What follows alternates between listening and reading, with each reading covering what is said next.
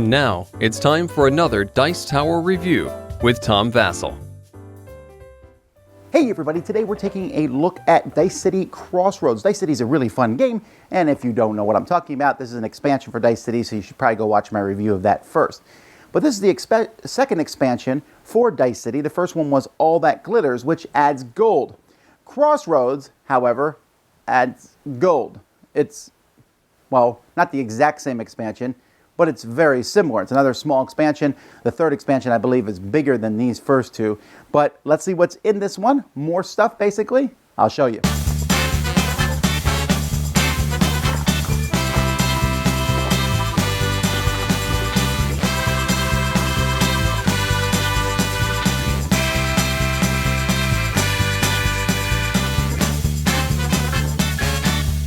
So the first thing this expansion adds, which is the same as actually the first expansion, is gold mines. There's a certain number of gold tokens that are going to be in the game. Actually, if you are using both expansions, there's more gold tokens, and I'll talk a little bit about that later. But gold tokens are essentially wild. This is a new thing. The gold mine is always available to buy, and when you get that number, you're going to get a gold, and the gold can be used as any resource.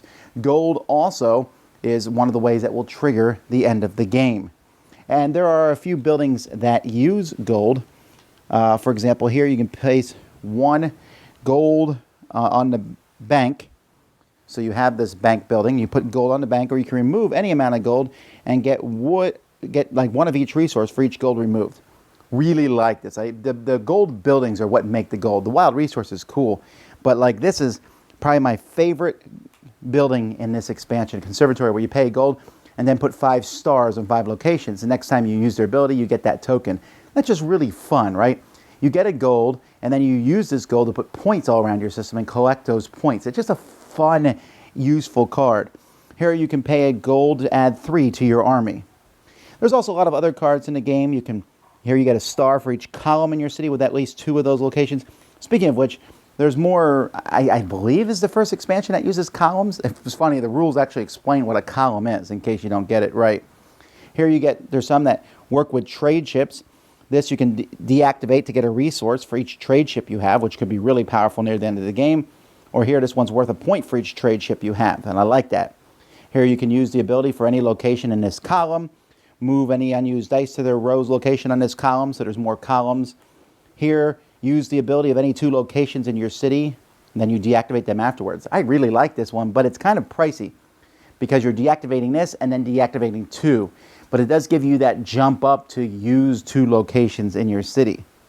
There's also some more military ones. Here you can add military to your army, remove any number of dice to add more military for each die you remove. Here you can add a military to your army for each militia and regular army in this column. And here, add a military to your army, you can use the ability of an adjacent non-garrison location. So that's interesting.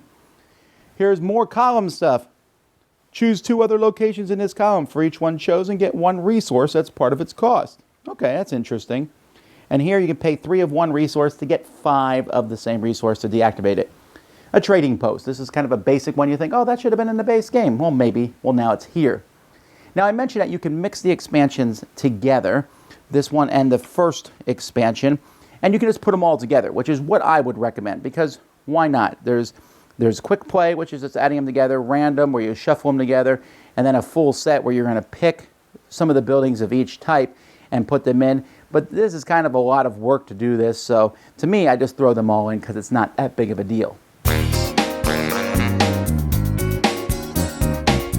So it's kind of interesting between this and All That Glitters. It's like All That Glitters adds gold, great. And what does this one add? Well, the same thing. So does one make the other obsolete? Well, sort of. This one has more stuff than All That's Glitter. So if you're going to get one, this is the one to get. And I just find it fascinating. Everyone's like, hey, we're adding gold. And this one's like, we're also adding gold. However, one of the things that I get on expansions about, this happens in Dominion and other games, where they add a new mechanism. You're like, wow, that's a really cool mechanism. And then they never show it again in the other expansions. That's not happening here, right? Gold. I was like, wow, it's a great thing.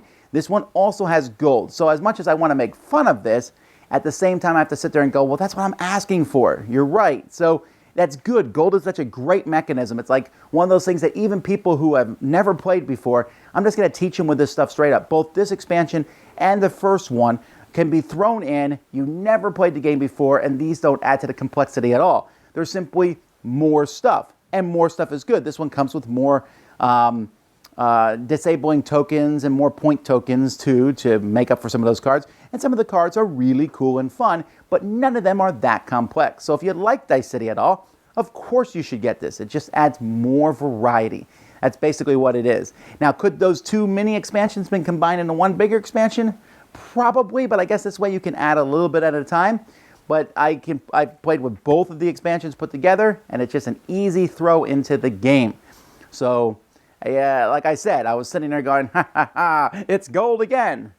But you know what? I'm glad they did that. Certainly one I think fans of the game will like, Dice City Crossroads. Dice Tower Judgment, excellent! Thanks so much for watching the Dice Tower videos. Find more great videos and reviews, as well as our top-rated audio podcast at Dicetower.com. You can also find other great shows at Dicetowernetwork.com. I'm Eric Summerer, and you've been watching The Dice Tower. The Dice Tower is sponsored by Cool Stuff Inc., where you can find great games for great prices. Cool stuff in stock. Check them out at CoolStuffInc.com. Shut the door.